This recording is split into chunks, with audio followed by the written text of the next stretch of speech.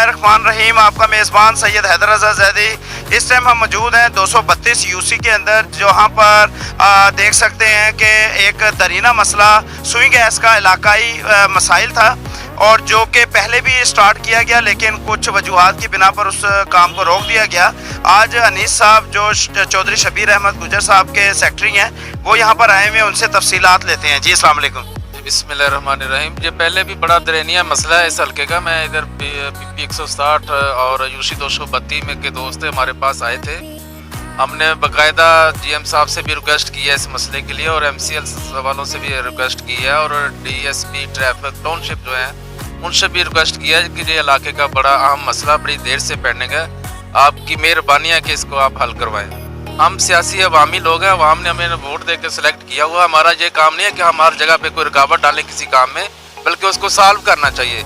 ये सब हल्के के लोग, अवाम, इधर गली के लोग साथ मेरे खड़े हैं। कोई ऐसा मसला नहीं है, इंशाल्लाह ये काम हो जाएगा अल्लाह का हुक्म से। यहाँ पर जैसा कि अनीस साहब ने भी कहा, और हम अपना CTO साहब का और GM गैस और CO MCL और DSP टाउनशिप ट्रैफिक का शुक्रिया अदा करते हैं कि उन्होंने मौका दिया कि हम ये अपना मसला हल आवाम का हल।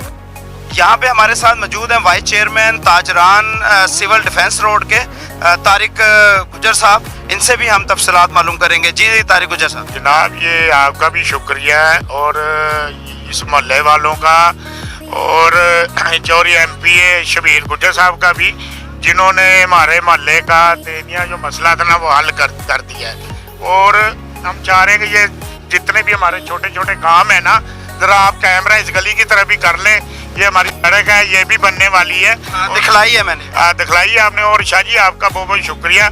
और ये मेरे साकब भाई हैं, यहाँ मार्केट के माशाल्लाह मेंबर हैं, तो ये इनकी भी मेहरबानी है। इन्होंने कहा यार हर चीज़ हाजिर है, आप जैसा मर्जी बंदे लगाएं बैठे करें। और ये हमारी बाजी हैं, आगे आगे आप आगे ठीक है।